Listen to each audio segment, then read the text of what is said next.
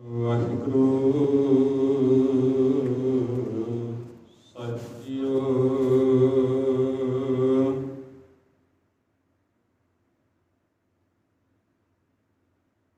ਤੇਰੇ ਕਵਨ ਕਵਨ ਗੁਣ ਕਹਿ ਕਹਿ ਗਾਵਾਂ,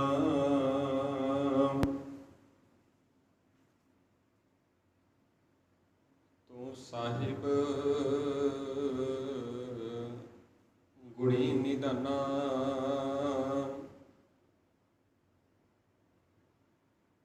ਤੁਮਰੀ ਮਹਿਮਾ ਵਰਨ ਨਾ ਸਕੋ,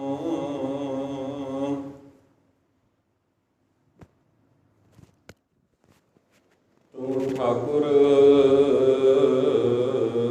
ਊਚ ਭਗਵਾਨਾ। ਵਾਹਿਗੁਰੂ ਜੀ।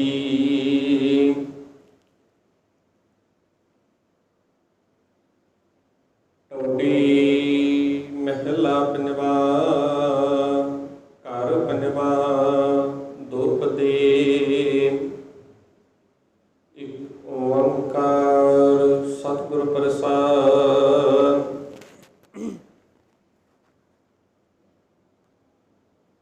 ਐਸੋ ਗੁਣ ਮੇਰੋ ਪ੍ਰਭੁ ਜੀ ਕੀਨਾ, ਪੰਚ ਦੋਖ ਅਰ ਅਹੰਗ ਰੋਗ। ਇਹ ਤਨ ਤੇ ਸਗਲ ਦੂਰ ਕੀਨਾ, ਐਸੋ ਗੁਣ ਮੇਰੋ ਪ੍ਰਭੁ ਜੀ ਕੀਨਾ।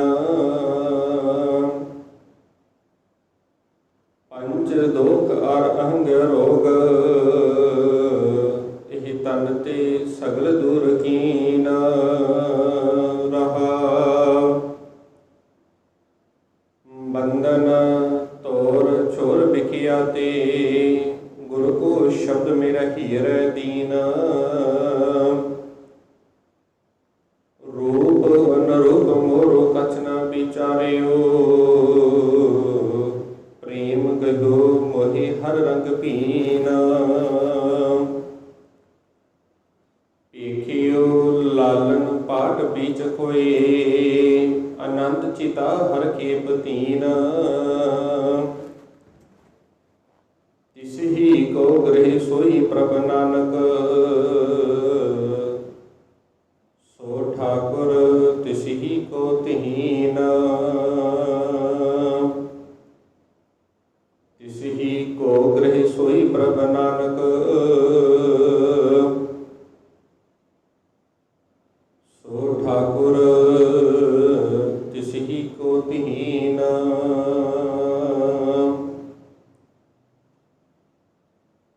ਪਰਮ ਸਤਿਕਾਰਯੋਗ ਗੁਰੂ ਪਿਆਰੀ ਗੁਰੂ ਸਵਾਰੀ ਸਤ ਸੰਗਤ ਜੀ, ਬੜੇ ਹੀ ਵੱਡਿਆਂ ਭਾਗਾਂ ਵਾਲੇ ਹਾਂ ਜੋ ਸਤਿਗੁਰਾਂ ਦੀ ਪਾਵਨ ਪਵਿੱਤਰ ਹਜ਼ੂਰੀ ਦੇ ਅੰਦਰ ਬੈਠ ਕੇ ਸਤਿਗੁਰਾਂ ਦੀ ਇਲਾਹੀ ਬਾਣੀ ਦੇ ਸ਼ਬਦ ਕੀਰਤਨ ਨੂੰ ਸਰਵਣ ਕਰਕੇ ਆਪਣੇ ਜੀਵਨ ਦੇ ਕੁਝ ਕੁ ਜਿਹੜੇ ਪਲ ਨੇ ਉਹਨਾਂ ਨੂੰ ਸਫਲ ਬਣਾਉਣ ਦਾ ਯਤਨ ਕਰ ਰਹੇ ਸਾਂ। ਆਓ ਪਿਆਰ ਵਾਲਿਓ,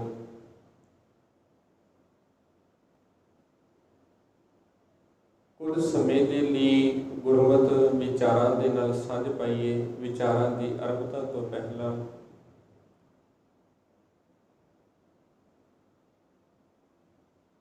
ਮਨ ਦੀਆਂ ਬਿਰਤੀਆਂ ਨੂੰ ਕਰੋ ਇਕਾਗਰ, ਗੁਰਫਤਿਹ ਦੇ ਨਾਲ ਸਾਂਝ ਪਾਓ। ਬੜੇ ਹੀ ਪਿਆਰ ਦੇ ਨਾਲ ਆਖੋ ਜੀ, ਵਾਹਿਗੁਰੂ ਜੀ ਕਾ ਖਾਲਸਾ, ਵਾਹਿਗੁਰੂ ਜੀ ਕੀ ਫਤਿਹ।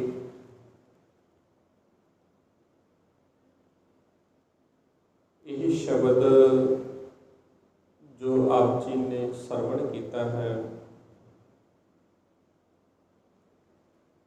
ਸ਼ਹੀਦਾਂ ਦੇ ਸਰਤਾਜ ਪੰਜਵੇਂ ਪਾਤਸ਼ਾਹ ਧੰਨ ਸ਼੍ਰੀ ਗੁਰੂ ਅਰਜਨ ਦੇਵ ਜੀ ਮਹਾਰਾਜ, ਇਹਨਾਂ ਦੇ ਮੁਖਾਰਬੀ ਤੋਂ ਉਚਾਰਨ ਕੀਤਾ ਹੋਇਆ ਟੋਡੀ ਰਾਗ ਦੇ ਅੰਦਰ ਧੰਨ ਸ਼੍ਰੀ ਗੁਰੂ ਗ੍ਰੰਥ ਸਾਹਿਬ ਜੀ ਦੇ ਪਾਵਨ ਪਵਿੱਤਰ ਅੰਗ 716 ਉੱਪਰ ਸੁਭਾਈਮਨ ਹੈ। ਆਓ ਪਿਆਰ ਵਾਲਿਓ,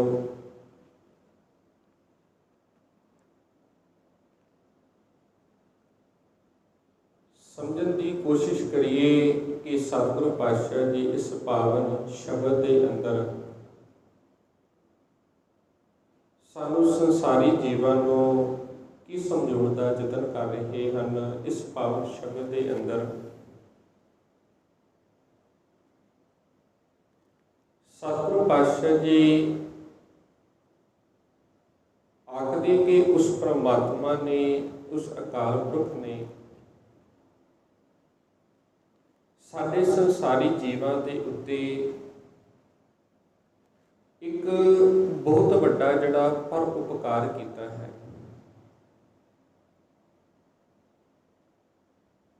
ਉਹ ਪਰ ਉਪਕਾਰ ਇਹ ਹੈ ਕਿ ਸਾਡੇ ਅੰਦਰ ਜਿਹੜੇ 5 ਰੋਗ ਨੇ,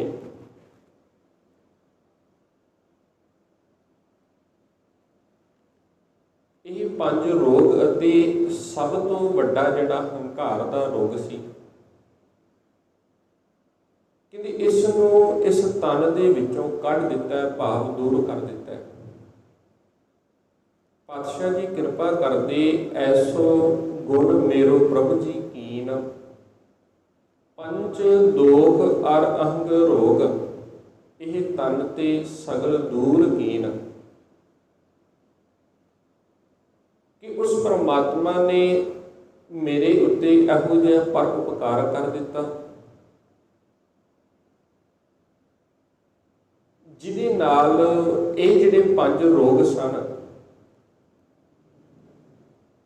ਜਿਹੜੇ ਕਿਸੇ ਤੋਂ ਵੀ ਸਾਧੇ ਨਹੀਂ ਗਏ, ਕਿਸੇ ਦੇ ਵੀ ਕਾਬੂ ਦੇ ਵਿੱਚ ਨਹੀਂ ਆਏ।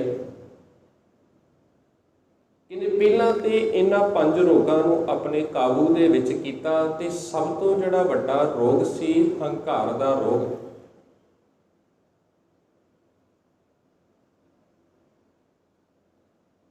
ਜਿਹਦਾ ਕਿਤੇ ਵੀ ਇਲਾਜ ਨਹੀਂ ਸੀ, ਭਾਵ ਉਸ ਰੋਗ ਨੂੰ ਵੀ ਇਸ 5 ਰੋਗਾਂ ਦੇ ਨਾਲ ਮੇਰੇ ਸਰੀਰ ਦੇ ਵਿੱਚੋਂ ਦੂਰ ਕਰ ਦਿੱਤਾ, ਭਾਵ ਆਪਣੇ ਕਾਬੂ ਦੇ ਵਿੱਚ ਕਰ ਲਿਆ। ਪਿਆਰ ਵਾਲਿਓ, ਇਸ ਸ਼ਬਦ ਦੀਆਂ ਪਹਿਲੀਆਂ ਜਿਹੜੀਆਂ ਪੰਕਤੀਆਂ ਨੇ ਉਹਦੇ ਅੰਦਰ ਸ਼ਬਦ ਵਰਤਿਆ ਗਿਆ ਗੁਣ। ਕੁਝ ਵਿਦਵਾਨਾਂ ਨੇ ਇਸ ਗੁਣ ਦੇ ਜਿਹੜੇ ਅਰਥ ਨੇ ਉਹ ਪਰ ਉਪਕਾਰ ਕੀਤਾ ਹੈ।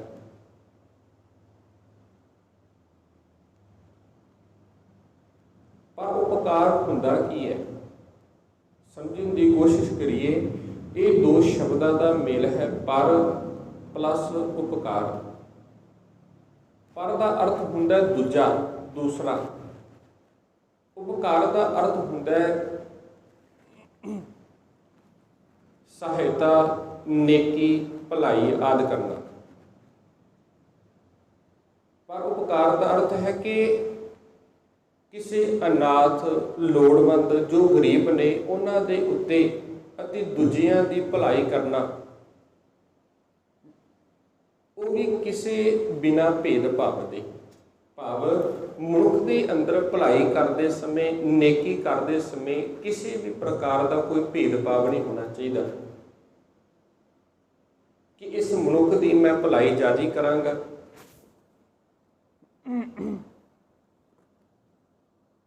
ਤੇ ਇਸ ਮਨੁੱਖ ਦੀ ਜਿਹੜੀ ਸਹਾਇਤਾ ਹੈ ਉਹ ਮੈਂ ਜ਼ਿਆਦਾ ਕਰਾਂਗਾ, ਇਸ ਮਨੁੱਖ ਦੀ ਥੋੜ੍ਹੀ ਕਰਾਂਗਾ।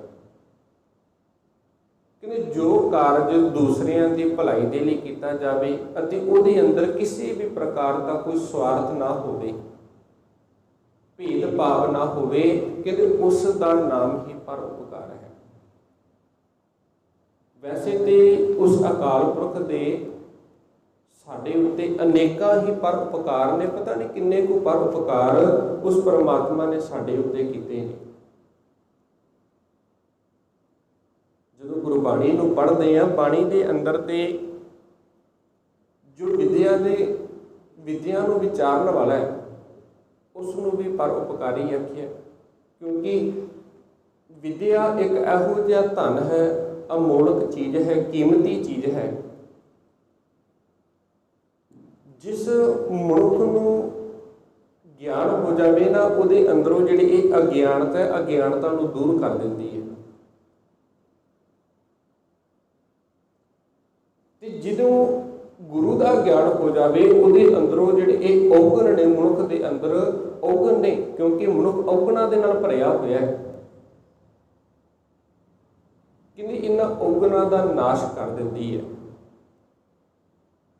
ਤੇ ਵਿਚਾਰ ਬਣਾਉਣ ਮਨੁੱਖ ਦਾ ਫਰਜ਼ ਇਹ ਬਣਦਾ ਹੈ ਕਿ ਉਹ ਦੂਸਰਿਆਂ ਦੇ ਉੱਤੇ ਪਰਉਪਕਾਰ ਕਰਦਾ ਰਹਿੰਦਾ ਹੈ। ਜੋ ਗਿਆਨ ਉਹ ਆਪ ਇਕੱਠਾ ਕਰਦਾ ਹੈ, ਉਸ ਗਿਆਨ ਨੂੰ ਉਹ ਕੇਵਲ ਆਪਣੇ ਤੱਕ ਹੀ ਸੀਮਿਤ ਨਹੀਂ ਰੱਖਦਾ, ਉਹਦੇ ਨਾਲ ਨਾਲ ਉਹ ਜਿਹੜਾ ਗਿਆਨ ਹੈ ਉਹ ਦੂਸਰਿਆਂ ਦੇ ਅੰਦਰ ਵੀ ਵੰਡਦਾ ਹੈ। ਵਿਦਿਆ ਵਿਚਾਰੀ ਤਾਂ ਪਰਉਪਕਾਰੀ। ਪਾਤਸ਼ਾਹ ਜੀ ਕਿਰਪਾ ਕਰਦੇ, ਕਹਿੰਦੇ ਵਿਦਿਆ ਨੂੰ ਵਿਚਾਰਨ ਵਾਲਾ, ਜਿਸ ਨੇ ਵਿਦਿਆ ਨੂੰ ਵਿਚਾਰ ਲਿਆ, ਜਿਸ ਨੂੰ ਗੁਰੂ ਦਾ ਗਿਆਨ ਆ ਗਿਆ, ਗੁਰੂ ਦੀ ਸਮਝ ਆ ਗਈ, ਕਹਿੰਦੇ ਫਿਰ ਉਹ ਜਿਹੜਾ ਮਨੁੱਖ ਹੈ ਉਹ ਪਰਉਪਕਾਰੀ ਬਣ ਜਾਂਦਾ ਹੈ। ਜਿੱਥੇ ਉਹ ਗਿਆਨ ਆਪ ਇਕੱਠਾ ਕਰਦਾ ਹੈ, ਉਹਦੇ ਨਾਲ ਨਾਲ ਉਹ ਜਿਹੜਾ ਗਿਆਨ ਹੈ ਉਹ ਦੂਸਰਿਆਂ ਦੇ ਅੰਦਰ ਵੀ ਵੰਡਦਾ ਹੈ। ਇਸ ਸ਼ਬਦ ਦੇ ਅੰਦਰ ਪਾਤਸ਼ਾਹ ਜੀ ਕਿਰਪਾ ਕਰਦੇ ਨੇ, ਕਹਿੰਦੇ ਉਸ ਪਰਮਾਤਮਾ ਦੇ ਵੱਲੋਂ ਸਾਡੇ ਉੱਤੇ ਇੱਕ ਇਹੋ ਜਿਹਾ ਪਰਉਪਕਾਰ ਕਰ ਦਿੱਤਾ ਗਿਆ ਹੈ। ਉਸ ਪਰਮਾਤਮਾ ਨੇ ਇਹੋ ਜਿਹਾ ਪਰਉਪਕਾਰ ਕੀਤਾ ਕਿ ਸਾਡੇ ਅੰਦਰ ਇਹ ਜਿਹੜੇ 5 ਰੋਗ ਸਨ, ਕਾਮ, ਕ੍ਰੋਧ, ਲੋਭ, ਮੋਹ, ਹੰਕਾਰ, ਤੇ ਜਿਹੜਾ ਹੰਕਾਰ ਸਾਰਿਆਂ ਦਾ ਮੋਢੀ ਸੀ, ਜਿਹੜਾ ਸਭ ਤੋਂ ਵੱਡਾ ਰੋਗ ਸੀ, ਜਿਹਨੂੰ ਬਾਣੀ ਦੇ ਅੰਦਰ ਇਹ ਵੀ ਗੱਲ ਆਖੀ ਗਈ ਹੈ, ਹਉਮੈ ਦੀਰਘ ਰੋਗ ਹੈ, ਦਾਰੂ ਪੀ ਸਮਾਹੀ। ਕਹਿੰਦੇ ਵੈਸੇ ਤੇ ਦੁਨੀਆ ਦੇ ਅੰਦਰ ਬਾਕੀ ਰੋਗਾਂ ਦਾ ਇਲਾਜ ਲੱਭ ਜਾਂਦਾ ਹੈ, ਪਰ ਕੋਈ ਮਨੁੱਖ ਡਾਕਟਰ ਦੇ ਕੋਲ ਜਾ ਕੇ ਇਹ ਗੱਲ ਆਖੇ ਕਿ ਭਾਈ ਮੈਨੂੰ ਹੰਕਾਰ ਦਾ ਰੋਗ ਹੈ, ਮੇਰੇ ਹੰਕਾਰ ਦੇ ਰੋਗ ਦੀ ਮੈਨੂੰ ਦਵਾਈ ਦੇ, ਪਰ ਅੱਗੋਂ ਡਾਕਟਰ ਕੀ ਆਖੇਗਾ, ਮੇਰੇ ਕੋਲ ਤੇ ਇਹਦਾ ਕੋਈ ਇਲਾਜ ਨਹੀਂ ਹੈ। ਪਰ ਜਦੋਂ ਪਾਤਸ਼ਾਹ ਦੀ ਬਾਣੀ ਨੂੰ ਆਖਦੇ ਆ ਨਾ, ਪਾਤਸ਼ਾਹ ਦੀ ਬਾਣੀ ਆਖਦੀ ਕਿ ਤੂੰ ਮੇਰੇ ਕੋਲ ਚੱਲ ਕੇ ਆ, ਮੈਂ ਇਹਦਾ ਰੋਗ ਤੈਨੂੰ ਦੱਸਦਾ, ਇਲਾਜ ਮੈਂ ਤੈਨੂੰ ਦੱਸਣਾ। ਇਹ ਜਿੰਨਾ ਵੱਡਾ ਰੋਗ ਹੈ ਨਾ, ਹਉਮੈ ਦੀਰਘ ਰੋਗ ਹੈ, ਦਾਰੂ ਪੀ ਸਮਾਹੀ, ਕਿਰਪਾ ਕਰੇ ਜੇ ਆਪਣੀ ਤਾਂ ਗੁਰੂ ਕਾ ਸ਼ਬਦ ਕਮਾਏ। ਕਹਿੰਦੇ ਜਿਹਦੇ ਉੱਤੇ ਉਹ ਗੁਰੂ ਕਿਰਪਾ ਕਰ ਦੇਵੇ, ਜਿਹਦੇ ਉੱਤੇ ਉਹ ਪਰਮਾਤਮਾ ਕਿਰਪਾ ਕਰ ਦਿੰਦਾ ਹੈ ਨਾ, ਫਿਰ ਉਹ ਗੁਰੂ ਦੇ ਸ਼ਬਦ ਨੂੰ ਜਿਵੇਂ ਕਮਾਉਂਦਾ ਹੈ, ਗੁਰੂ ਦੇ ਗਿਆਨ ਨੂੰ ਆਪਣੀ ਜ਼ਿੰਦਗੀ ਦੇ ਅੰਦਰ ਧਾਰਨ ਕਰਦਾ ਹੈ, ਤੇ ਇਹ ਜਿਹੜਾ ਹੰਕਾਰ ਦਾ ਰੋਗ ਹੈ ਆਪਣੇ ਅੰਦਰੋਂ ਖਤਮ ਕਰ ਲੈਂਦਾ ਹੈ। ਅੱਜ ਪਾਤਸ਼ਾਹ ਜੀ ਇਹ ਕਿਰਪਾ ਕਰਦੇ ਨੇ, ਕਹਿੰਦੇ ਕਿ ਉਸ ਪਰਮਾਤਮਾ ਦਾ ਸਾਡੇ ਉੱਤੇ ਇਹੀ ਪਰਉਪਕਾਰ ਹੈ ਕਿ ਸਾਡੇ ਅੰਦਰੋਂ ਇਹ ਜਿਹੜੇ 5 ਰੋਗ, ਜਿਹੜੇ ਕਦੇ ਵੀ ਸਾਧੇ ਨਹੀਂ ਸਨ ਜਾ ਸਕਦੇ, ਜਿਨ੍ਹਾਂ ਦੇ ਉੱਤੇ ਕਿਸੇ ਨੇ ਕਾਬੂ ਨਹੀਂ ਪਾਇਆ, ਕਹਿੰਦੇ ਅੱਜ ਮੈਂ ਜਦੋਂ ਗੁਰੂ ਦੀ ਸ਼ਰਨ ਦੇ ਵਿੱਚ ਚੱਲ ਕੇ ਗਿਆ ਨਾ, ਗੁਰੂ ਦੇ ਕੋਲ ਚੱਲ ਕੇ ਗਿਆ, ਤੇ ਗੁਰੂ ਦੀ ਕਿਰਪਾ ਦੇ ਨਾਲ ਉਸ ਪਰਮਾਤਮਾ ਨੇ ਮੇਰੇ ਉੱਤੇ ਇਹੋ ਜਿਹਾ ਪਰਉਪਕਾਰ ਕਰ ਦਿੱਤਾ, ਇਹ 5 ਜਿਹੜੇ ਰੋਗ ਨੇ ਮੇਰੇ ਸਰੀਰ ਦੇ ਅੰਦਰੋਂ ਖਤਮ ਹੀ ਕਰ ਦਿੱਤੇ, ਭਾਵ ਕਰ ਦਿੱਤੇ। ਜਿੱਥੇ ਪਰਮਾਤਮਾ ਪਰਉਪਕਾਰੀ ਹੈ, ਉੱਥੇ ਗੁਰੂ ਵੀ ਸਾਡੇ ਤੇ ਬਹੁਤ ਵੱਡਾ ਪਰਉਪਕਾਰ ਕਰਦਾ ਹੈ। ਬਾਣੀ ਨੂੰ ਪੜ੍ਹ ਕੇ ਵੇਖ ਲਵੋ, ਪਾਤਸ਼ਾਹ ਦੀ ਬਾਣੀ ਇਹ ਗੱਲ ਆਖਦੀ ਹੈ ਕਿ ਜਿਸ ਦੇ ਉੱਤੇ ਗੁਰੂ ਕਿਰਪਾ ਕਰ ਦੇਵੇ, ਗੁਰੂ ਰਹਿਮਤ ਕਰ ਦੇਵੇ, ਜਿਸ ਨੂੰ ਗੁਰੂ ਆਪਣੇ ਨਾਲ ਜੋੜ ਦੇਵੇ, ਉਸ ਦੇ ਅੰਦਰੋਂ ਇਹ ਜਿਹੜੇ 5 ਵਿਕਾਰ ਨੇ, ਉਹ 5 ਵਿਕਾਰਾਂ ਤੋਂ ਉਹ ਮੁਕਤੀ ਦੇ ਦਿੰਦਾ ਹੈ, ਉਹਨਾਂ ਨੂੰ ਮੁਕਤ ਕਰ ਦਿੰਦਾ ਹੈ। ਪਾਤਸ਼ਾਹ ਦੀ ਬਾਣੀ ਆਖਦੀ ਹੈ, ਕਾਮ, ਕ੍ਰੋਧ, ਲੋਭ, ਮੋਹ ਮਨ ਲੀਨਾ, ਬੰਧਨ ਕਾਟ ਮੁਕਤ ਗੁਰ ਕੀਨਾ। ਕਹਿੰਦੇ ਇਹ ਜਿਹੜਾ ਕਾਮ ਸੀ, ਇਹ ਕ੍ਰੋਧ ਸੀ, ਇਹ ਲੋਭ ਸੀ, ਮੋਹ ਸੀ, ਜਿਹਦੇ ਅੰਦਰ ਮਨੁੱਖ ਦਾ ਜਿਹੜਾ ਮਨ ਹੈ ਹਰ ਸਮੇਂ ਭਿੱਜਾ ਰਹਿੰਦਾ ਸੀ, ਹਰ ਸਮੇਂ ਮਨ ਦੇ ਅੰਦਰ ਇਹ ਹੰਕਾਰ ਚੱਲਦਾ ਰਹਿੰਦਾ ਸੀ, ਵਿਕਾਰ ਚੱਲਦੇ ਰਹਿੰਦੇ ਸਨ। ਕਹਿੰਦੇ ਜਦੋਂ ਗੁਰੂ ਦੀ ਸ਼ਰਨ ਦੇ ਵਿੱਚ ਗਿਆ, ਗੁਰੂ ਨੇ ਕੀ ਕਿਰਪਾ ਕੀਤੀ, ਬੰਧਨ ਕਾਟ ਮੁਕਤ ਗੁਰ ਕੀਨਾ, ਗੁਰੂ ਨੇ ਇਹਨਾਂ ਬੰਧਨਾਂ ਨੂੰ ਹੀ ਕੱਟ ਦਿੱਤਾ, ਇਹਨਾਂ ਬੰਧਨਾਂ ਤੋਂ ਮੈਨੂੰ ਮੁਕਤੀ ਹੀ ਦਵਾ ਦਿੱਤੀ। ਸਾਧ ਸੰਗਤ ਜੀ, ਜਦੋਂ ਭਾਈ ਗੁਰਦਾਸ ਦੀਆਂ ਵਾਰਾਂ ਨੂੰ ਪੜ੍ਹਦੇ ਆ ਨਾ, ਭਾਈ ਗੁਰਦਾਸ ਜੀ ਨੇ ਆਪਣੀਆਂ ਵਾਰਾਂ ਦੇ ਅੰਦਰ उस गुरु की महिमा करते हुए बड़े प्यारे शब्द वरते ने। कहते वो गुरु ही किस काम का, वो जड़ा वैद ही किस काम का, जड़ा आप ही रोगी होवे ते फिर वो दूजिया का रोग कितों कटेगा। जड़ा गुरु आप ही विकारी है वो दूजिया विकारां तो किवें बचा सकता है। जड़ा आप ही दुखी है वो दूजिया सुख किवें दे सकता है। जड़ा आप ही औगुणा दे नाल भरिया होया है वो दूसरियां नूं गुण किवें दे सकता है। जिहड़ा आप ही गुरु के नाल टुटिया होया है, उस परमात्मा के नाल टुटिया होया है, वो दूसरियां नूं किवें जोड़ सकता है। कहते पर गुरु एक ऐहो जी शख्सियत है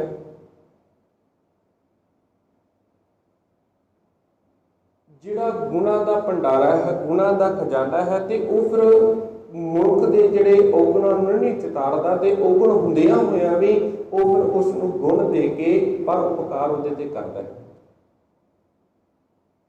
भाई गुरदास जी समझाउणा करदे ने, सतगुरु गुणी निधान है, गुण कर बख्शे अगनिहारी।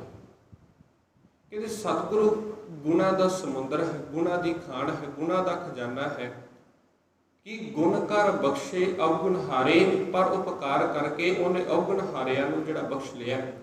सतगुर पूरा वैद है, पंजे रोग असाध निवारे। जो सतगुर है वो पूरा वैद है, हकीम है, जिन्हें केवल दुनिया के रोग नहीं दूर किए, वो 5 रोग जिहड़े अज तक किसी के कोलों साधे नहीं गए, जिन्हां दे उत्ते किसी ने काबू नहीं पाया। एक दे उत्ते काबू पा सकता सी, 2 दे उत्ते काबू पा सकता ही। मुल्क बड़े यतन करता रहा। पुराने समयां वाल पढ़ के देख लो, पुराने समयां का इतिहास। मुल्कां ने इन्हां रोगां नूं अपने हक दे विच करन दे लई, अपने वस दे विच करन लई अपना घर-बार छड्ड दिता, जंगलों के विच जाके रहना शुरू कर दिता, तन नूं तपाना शुरू कर दिता, अपने तन के आले दुआले बालन का ढेर ला लेना, विचकार आप बैठ जाना कि शरीर नूं जिन्ना कष्ट दिता जाता है दवो। बर्फीले इलाकों के चले जाना तो आप बर्फ के उत्ते बैठ जाना तो आले दुआले बर्फ के ढेर लग जाने। भाव शरीर नूं जिन्ना कष्ट दईए शायद ये जिहड़े रोग ने ये दूर हो जाएंगे। पर होया कि फिर भी वो जिहड़े रोग किते ना किते मनुख के अंदरों दूर ना हुए। पर गुरु ने इहो जी कृपा की कि गुरु एक इहो जिहा वैद है जिन्हें ये जिहड़े 5 रोग जिहड़े किसी तो भी साधे नहीं गए, जिहदे उत्ते किसी ने भी काबू नहीं पाया, कहते गुरु ने उहदे उत्ते काबू पा लिया। सतगुर पूरा वैद है, 5 रोग असाध निवारे, सुख सागर गुरदोय है, सुख दे मेरे लिए दुखियारे, गुर पूरा निर्वैर है, निंदक दोखी बेमुख तारे। कहते गुरु सुखा का खजाना है, सुखा की खान है, जिन्हें दुखियारियां नूं सुख दे के अपने नाल जोड़ लिया, अपने नाल मिला लिया। गुर पूरा निर्वैर है, निंदक दोखी बेमुख तारे। गुरु निर्वैर है, जिहदा किसी नाल वैर नहीं, उन निंदकां नूं भी, दोखियां नूं, बेमुखां नूं भी तारन वाला, उन्हां नूं भी तार दिंदा है। गुर पूरा निर्भो, सदा जन्म मरण जम डरै उतारे। कि वो गुरु पूरा निर्भो है, जिहदे अंदर किसी प्रकार का कोई डर नहीं, कि वो मनुख का ये जमा तो जिहड़े जन्म मरण ने इन्हां दे डर को दूर करने वाला है। सतगुर पुरख सुजान है, बड़े अजान मुक्त निस्तारे, सतगुर आगू जानिए बाह पकड़ अंदले उधारे, मान ने माने सद बलिहारे। भाई गुरदास जी कृपा करते ने, गुरु की महिमा करते हुए कहते मैं उस गुरु तो बलिहारने जाना जिहड़ा निमाणिया का मान करने वाला है, निताणिया दा तान है, आसरा है। कहते मैं अबू जी गुरु तो बलिहारने जाना। कहते मेरे ते गुरु ने इहो जी कृपा की, ये जिहड़े 5 रोग ने ना मेरे अंदरों खत्म कर दिते। इतिहास में पढ़ के देख लो, 5वें पातशाह जी के समय गुरु घर का एक श्रद्धालु होया वजीर खान, जिहड़ा वैसे तो आप हकीम सी, क्योंकि एक प्रसिद्ध हकीम के कोलों सिक्ख्या लैण दे करके उन्होंने बहुत हकीमी होंदी सी। पर कहते कि समा पा के एक इहो जिहा रोग लग गया शरीर नूं। उसने बड़े इलाज करवाए, बड़ा इलाज करवाया, आप भी जो भी जिन्ने भी नुकते सन वो नुकते अपनाए, पर कहते वो रोग दूर ना होया। दिनों दिन जिहड़ा रोग है वो वधदा गया, बड़ा तंग है, बड़ा दुखी है। ਵੱਡੇ ਵੱਡੇ ਜਿਹੜੇ वैद ने, ਵੱਡੇ ਵੱਡੇ ਜਿਹੜੇ हकीम ने, उन्होंने सद्दिया गया कि किसी ना किसी तरीके दे नाल ये जिहड़ा रोग है ये दूर हो जाए। ते हर समय तन के अंदर, शरीर के अंदर पीड़ा रहनी, दुखी रहना, हर समय रात को नींद ना आनी, बड़ा दुखी सी, बड़ा रोग तो बड़ा तंग आ गया। क्योंकि बड़े जतन भी करके वेख ले, जिन्ने हिले वसीले हुए वो सारे हिले वसीले अपना के वेख ले, पर कितों भी जिहड़ा इलाज ना होया, वो रोग दूर ना होया। हुण कहते थक हार के बैठ गया, बड़ा दुखी है कि मैं आप इतना बड़ा हकीम हाँ, पर फिर भी मैं अपने रोग को दूर नहीं कर सकिया। मैं लोगों के रोगों को दूर करदा, पर मैं दिनों दिन अपने ही रोग दे विच जकड़िया जा रहा। कि एक दिन बैठा तो कोई सिख बाणी पढ़ रहा, जिवें उस बाणी को सुनिया ना, तो कुछ समय के लिए उन्होंने सुख मिल गया, आनंद आ गया, सुख मिल गया।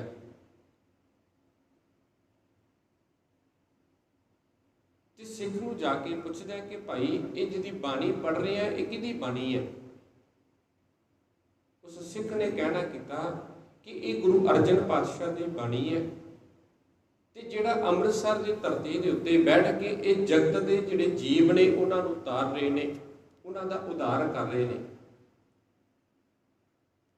इस गल को सुनिया तो आखदा कि मैनू भी एक रोग है, मेरा भी रोग दूर कर देंगे। ये जो मैनू रोग है, ये रोग मेरा भी दूर हो जाएगा। तो सिख कहन लगा, तू जाके एक गुरु नूं मिलते सी, जेकर गुरु तेरे ते मेहर की निगाह के नाल तेनों एक बारी तक लवे ना, मेहर की नज़र के नाल तेनों तक लवे, तो शायद तेरा रोग भी दूर हो जाएगा। बड़ा दुखी है तो चला गया सतगुरां के दरबार दे विच। जिवें दरबार दे विच पुज्जा, सतगुरां के चरणों के अंदर टह पिया, आखदा पातशाह जी बड़ा इलाज करा के वेखिया, ये रोग नहीं दूर होया, मैं बड़ा दुखी है, तो मेरा जिहड़ा ये रोग है ये दूर करो। सतगुरु पातशाह जी आखदे भाई बाणी को पढ़िया कर, जिमें जिमें बाणी को पढ़ेगा नालों नाल इलाज भी शुरू कर। कहते जिमें जिमें नाल इलाज भी करना, नाल दवाई भी देनी करनी, उहदे नाल बाणी भी पढ़नी शुरू कर दी। तो कहते हौली हौली जिहड़ा ये रोग है ये तो निवृत्ति मिल गई, वो रोग दूर हो गया।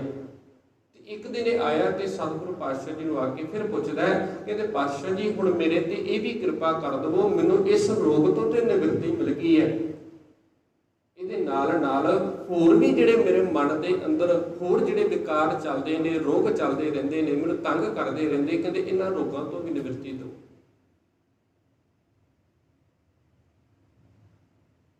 सतगुरु पातशाह जी ने फिर कहना किया कि भाई बाणी पढ़िया कर, गुरु तेरे ते कृपा करेगा।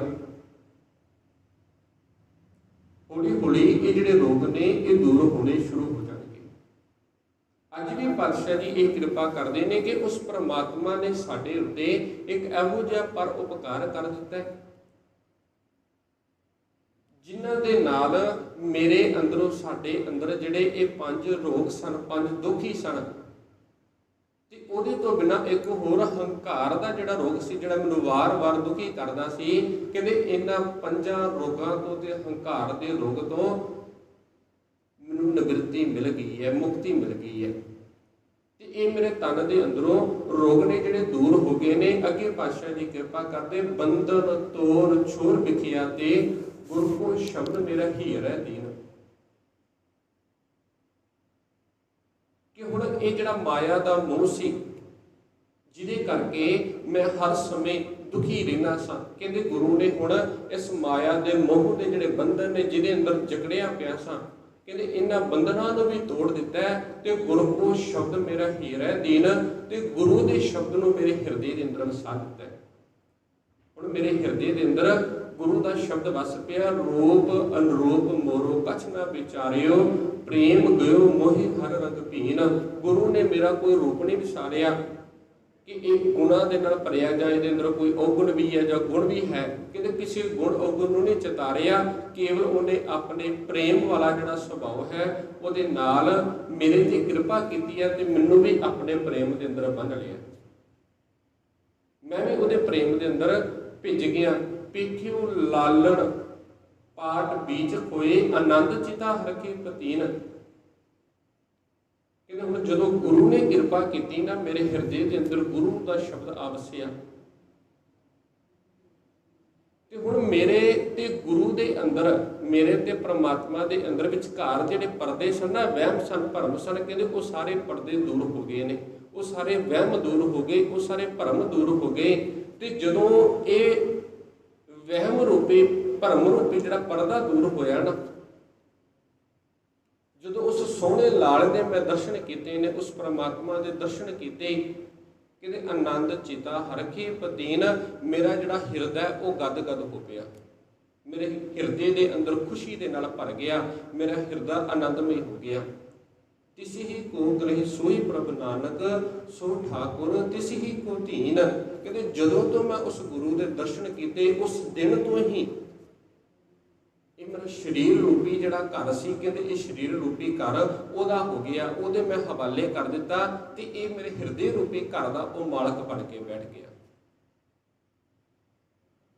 ਤਿਸੀ ਹੀ ਕੋ ਧੀਨ, ਤੇ ਮੈਂ ਉਸ ਦਾ ਇੱਕ ਛੋਟਾ ਜਿਹਾ ਸੇਵਕ ਬਣ ਗਿਆ, ਚਾਕਰ ਬਣ ਗਿਆ। ਹੁਣ ਇਸ ਸਰੀਰ ਰੂਪੀ ਜਿਹੜਾ ਘਰ ਹੈ ਉਹਦਾ ਮਾਲਕ ਉਹ ਪਰਮਾਤਮਾ ਆਪ ਹੈ, ਉਹ ਖੁਦ ਹੈ ਤੇ ਮੈਂ ਤੇ ਕੇਵਲ ਉਹਦਾ ਇੱਕ ਨਿਮਾਣਾ ਜਿਹਾ ਸੇਵਕ ਹਾਂ, ਛੋਟਾ ਜਿਹਾ ਸੇਵਕ ਹਾਂ।